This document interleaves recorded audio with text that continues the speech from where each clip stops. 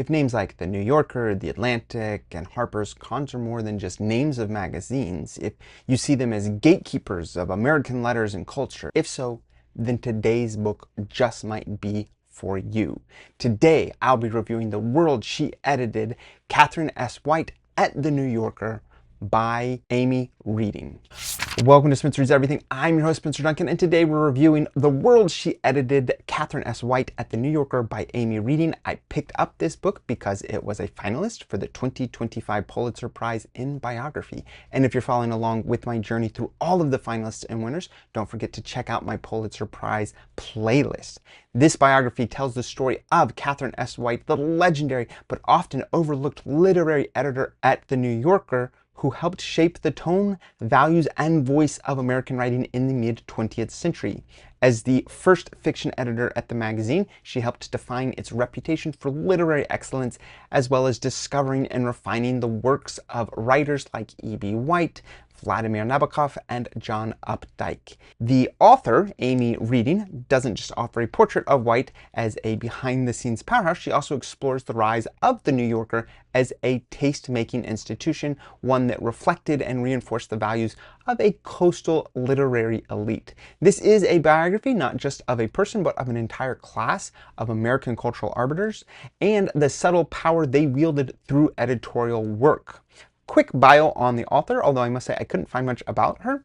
So here's what I found on Amazon.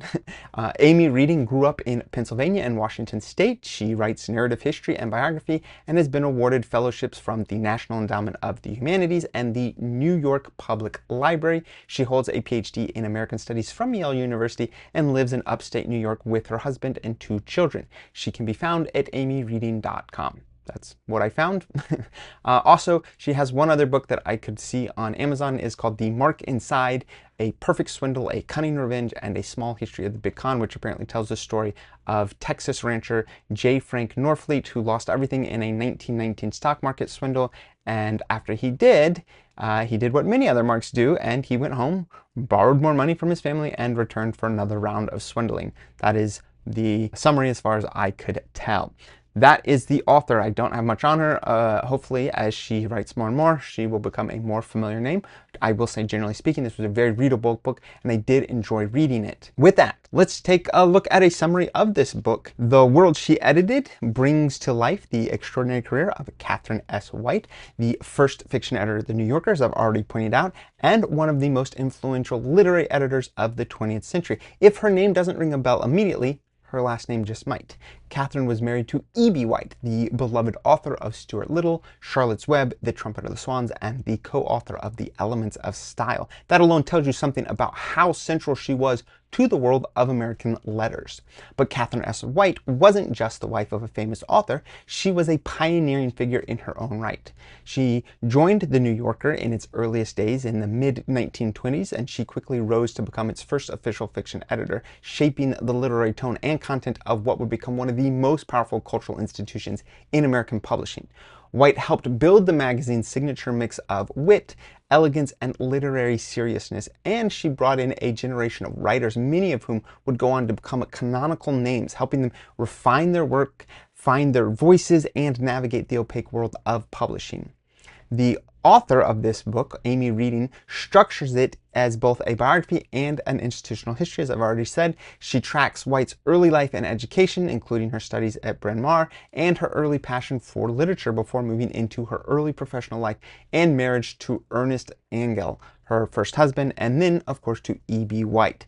The bulk of the book, however, focuses on her work at The New Yorker, where she served in editorial roles from 1925 to 1961, which means that covers a significant portion of the Roaring Twenties, the Great Depression, the Second World War, the beginning of the counterculture, just so much that is entailed in that time period, and is, of course, an incredible moment for the development of the American voice, the American literary scene, and just a lot to take in. And in this book, we get a behind-the-scenes look at how fiction was selected, how stories were edited, sometimes line by line, and how White's careful, often invisible touch shaped the tone of the magazine. The author, Reading, reveals the incredible volume of correspondence that White managed and how much of her editorial genius was expressed in those letters, providing not just edits, but mentorship, encouragement, and subtle redirection to some authors. Among the writers that White worked with were people like Vladimir Nabokov, Mary McCarthy, Elizabeth Bowen, Carson McCullers, and of course her husband, E.B. White himself, although the relationship between her influence on him and his writing was not always all that intertangled. You could certainly see there was some connection between the two and just their influence on the literary scene, but you could also see that E.B. White, by and large, managed his own writing career, at least in many respects.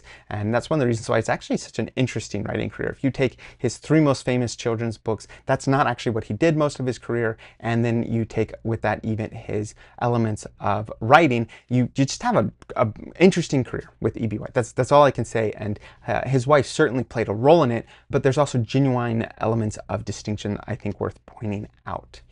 And I would say, despite White's enormous influence, she remained largely behind the scenes, in part because the New Yorker under editorial in which the editor disappeared by design and the writer's voice stood alone. This ethos made White's editorial genius all the more powerful and all the more hidden, and I think all the more significant in helping to shape the tone of the magazine and, by an extension of that, the broader literature of the time. One of the most compelling tensions in the book is between White's intense professional ambition and, of course, the limitations imposed by gender. Matter of fact, the author starts out by making an interesting observation that she was born at just the right time to even have a chance at being so heavily involved in the publishing world, because she was born at a moment in which there was this acknowledgement of a culture that would supposedly allow women to not only be educated but have careers on top of raising a family. And of course, there is a sense that, particularly in the post-world years of baby boomers, and a return to more conservative, actually, not just a return to, but a generating of new perceptions of what a traditional family should look like. And so she apparently squeezes right in at a moment where education for women is becoming more broadly acceptable and still have the opportunity to use that in a career. That's a big argument that she's making, which illustrates this tension all the more, because she is going to be working in a male-dominated profession, and with the change in time, she will find places where there is an increase in tensions and an increase in resistance. And these are all things that she is going to be working with. And you will see that while White was deeply respected by colleagues and authors, she dealt with the constant undervaluing of her work, and she navigated this male-dominated publishing world that often expected her to do the emotional labor of editing without any due recognition. And so the author highlights how White pushed back against these constraints, sometimes subtly, sometimes forcefully, and doing that while remaining committed to the quiet art of making literature better. The author also dedicates substantial attention to White's onward and upward in the garden columns, which she wrote later in life. This was an opportunity for White to blend memoir, as well as her love for horticulture, and some of her literary observations, which she had from a career in literature by that point in her life. And these essays actually became a late career triumph, showing that White's voice as a writer was as sharp as her eye as an editor was. So throughout the book, the author makes a compelling case that White helped invent the modern editor as we now understand it. Not just a corrector of grammar or a midwife to a manuscript, but a cultural shaper, a curator, and a gatekeeper of literary voice and value. And she worked during a moment when the New Yorker was transforming into an institution that defined mid-century American literary taste. And she was one of the very few women at the helm. Ultimately, the world she edited is both a tribute to Katharine S. White's remarkable career and a study of the powerful, often invisible influence that editors have on the literary world. It's also a reflection on how stories are made, not just by the people that write them, but by those who choose them and refine them and then go on to amplify them. I'll be honest, I had never heard of Katharine S. White before picking up this book, which is exactly why I was intrigued. In my experience, it's often the biographies of people I've never heard of that turn out to be the most interesting. For an example of that, last year's was one on Larry McMurtry. Check out my review on that if you're more interested. And this book, The World She Edited, absolutely delivered on that front. I found it to be a thoughtful, richly detailed look at an incredibly important period in the development of American literature, particularly as it was shaped through the lens of the New Yorker and the literary elite of the mid-20th century. That being said, Katharine Wright herself is a fascinating figure. She's very complex, she's driven, she's immensely talented, and occasionally hard to warm up to. To be clear, this book isn't a hagiography, nor is it a takedown. The author presents Wright with nuance and balance, capturing her achievements and her influence, and also her contradiction. There's a clear sense of admiration, but not blind reverence. Like her championing of diverse authors, though there is a near complete lack of Black authors, even during the Harlem Renaissance. One of the themes that really stood out to me personally, and might not sit well with every reader, is the ever-present current of coastal elitism. Even as the Wrights aged and spent more time outside of New York City, they remained firmly rooted in the cultural orbit of urbane literary society, and not always in the best of ways.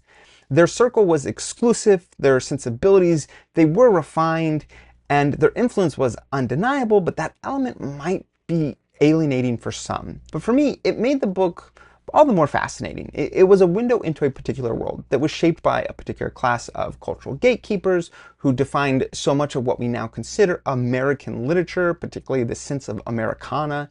And in the end, I came away with a deeper appreciation for the invisible hands behind some of the most iconic writing of the last century, and for the women like Katharine Wright, whose voices helped shape the stories even if they weren't always credited on the page.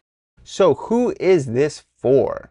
The world she edited is for readers who love literary history, especially those curious about the editorial forces behind great writing. If you're fascinated by the inner workings of magazines like The New Yorker, or if you've ever wondered how certain voices came to define serious American literature, it's also ideal for fans of mid-20th century cultural history or feminist biographies, and anyone drawn to the underappreciated power of editors and curators. I think writers, as well as editors, and more broadly lovers of craft, will likely find Katharine Wright's story inspiring and illuminating. So who is this book not for? Well, this is not a book for readers looking for a fast-paced or highly dramatic biography. It's rich with detail and full of behind-the-scenes insights, but it moves with the slower rhythm of the correspondence and the editorial decision-making and the shaping of literary taste that is also a defining feature of this book. And so there's more conversations than I'd say confrontations.